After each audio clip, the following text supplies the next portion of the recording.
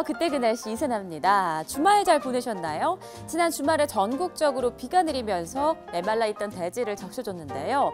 양이 좀 적고 또 지역마다 편차가 커서 약간 아쉬운 감은 있습니다. 그래도 무더위도 잠시 식혀주고 우리 농민분들의 시름을 조금이나마 덜 수 있어서 좋았는데요. 다음번에는 더 시원한 빗줄기 한번 기대해 봐야겠습니다. 자, 오늘 그때 그 날씨는요. 1999년으로 한번 시간을 돌려볼게요. 먼저 당시 날씨는 어땠는지 확인하겠습니다. 바람 속의 비내음이라는 날씨 제목입니다. 1999년 오늘은요, 시원하게 비가 내리는 날이었네요. 비의 양이 많지는 않고 내륙 곳곳에 산발적으로 지났는데요. 그래서 그런지 낮 기온은 대부분 지방이 30도 안팎으로 무더웠습니다. 소나기가 내린 뒤에 햇빛이 나면 달구어진 대지에서 나는 열과 또 비가 마르면서 생기는 습기 때문에 낮 동안 무척 습한 날씨를 보이게 되는데요. 이렇게 습도가 높은 날에는 불쾌지수 또한 높아집니다. 불쾌지수 높은 날 실내에서 에어컨 바람을 쐬면서 외출하는 것 자체를 꺼리는 분들이 참 많은데요. 이 당시에는 그것마저도 쉽지가 않았다고 합니다. 관련 기사 한번 볼게요.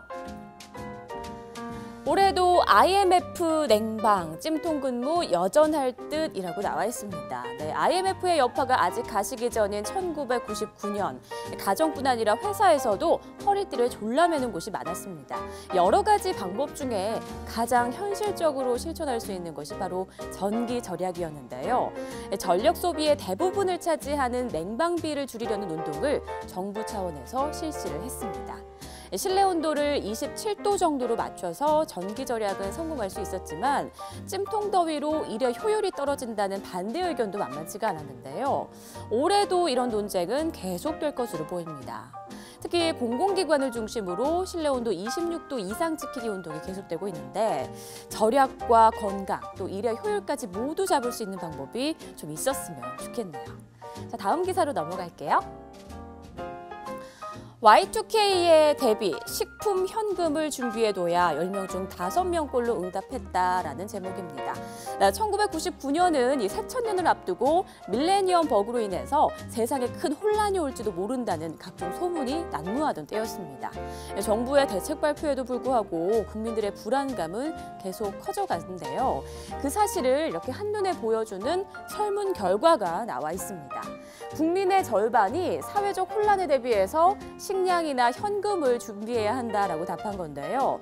다행히 이런 걱정과는 달리 밀레니엄 버그는 단순한 해프닝으로 끝이 났죠. 이 밖에도 1999년에는 지구 종말론 등 유독 사회적 불안감을 조성하는 소문들이 난무했는데요. 급속도로 변해가는 사회에 대한 불안감이 이런 현상으로 표출된 게 아닌가 이런 생각이 듭니다. 자, 그럼 다음 소식도 보겠습니다. 개고기 논쟁이 다시 들끓는다. 여름철 보양식 하면 요즘 가장 먼저 떠오른 게 아마 삼계탕이 아닐까 싶은데요. 하지만 옛날에 가장 으뜸으로 꼽던 보양식은 바로 보신탕이었습니다. 애견 문화가 발달하고 또 외국인들의 비난이 거세지면서 전통 음식 문화라는 입지가 조금씩 흔들리기 시작했는데요. 보신통 문화의 보존이냐 아니면 동물 보호냐, 끓이지 않는 갈등 상황을 알리는 기사가 나왔던 겁니다. 계속된 논쟁 속에서 아직도 갈등은 현재 진행형이죠. 요즘은 애완견이라는 말보다 반려견이라는 표현을 더 많이 쓸 정도로 개를 단순히 키우는 동물이 아닌 또 하나의 가족으로 여기는 사람들이 많이 늘고 있습니다. 그만큼 보신탕 문화는 예전에 비해서 많이 수그러든 게 사실인데요.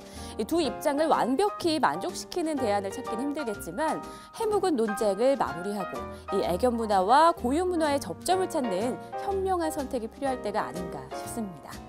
지금까지 그때 그 날씨의 이세나였습니다.